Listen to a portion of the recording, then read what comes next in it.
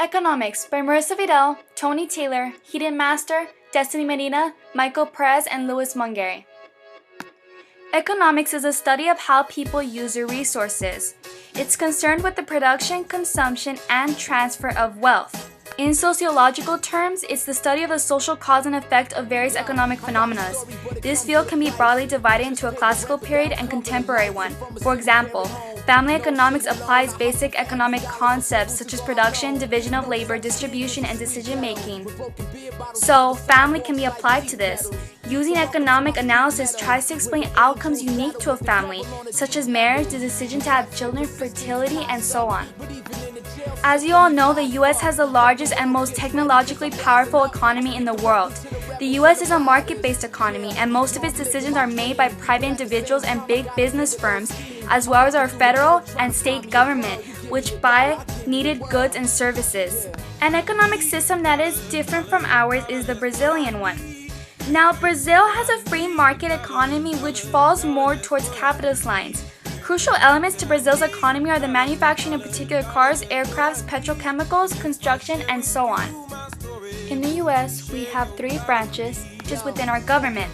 The first being the legislative branch, which as you all know makes laws. Second, executive, which carries out the laws. And last but not least, the judicial, which evaluates the laws. These branches of government allow US citizens to start their own companies and corporations, which gives citizens a chance to move up from their social class, and it gives the government a way to enforce self-interest, constructive competition, and provide great innovation for our country. Within America, we have various social classes, the first being the upper class, second being middle class, third being lower class. To be considered the lower class, you must make $23,000 or less a year with a family of 4. To be from the lower or upper middle class, you must make $32,000 to $60,000 a year, or $60,000 to $100,000 a year. Finally, the upper class makes $150,000 to $200,000 a year. Most Americans are going to fall somewhere between the lower and upper middle class. Now let's go over some norms and values. Hard work and competition tend to bring out the best in individuals. Free market and free labor bring out the best in people because of capitalism. Economic freedom helps political freedom, and if the government were to own production and set their own prices, it could allow the government to become overly powerful and upset the balance of the capitalist society. Firms and individuals often face incentives to be innovative and work hard, which creates a climate of innovation and climate expansion. This also allows for economic growth. Many Americans follow this ideology of the American dream, which means to work hard in order to succeed. For example, raising a family, buying a house and car, and having a good job. So within America, we have different forms of economic systems. First being the market economic system. Now, the government has no control over market, only of the state. Market is ran by people, which is capitalism. Now, America is a capitalist nation, and it prevents the government from becoming too powerful, too controlling, and prevents it from oppressing the people of the United States. Now, then on the other hand, we have a mixed economic system. It's a combination of command and market economic systems. Most cases, market is usually free of government except for education, transportation, USPS, and so on.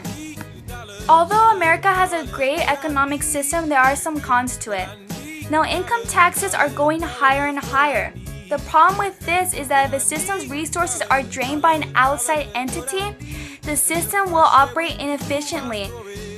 There is little personal incentive for business people to take risks to build a business system if most of the reward will be confiscated by government.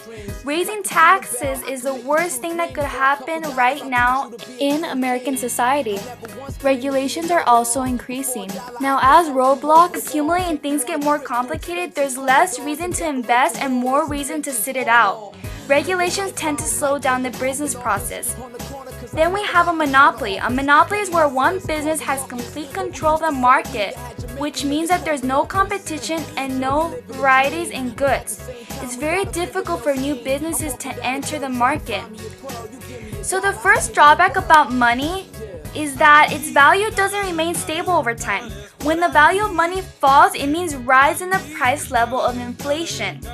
Inflation or deflation brings benefits to some and damages to others, which leads to redistribution of wealth and income not only between social class and industrial classes, but between different persons in the same class.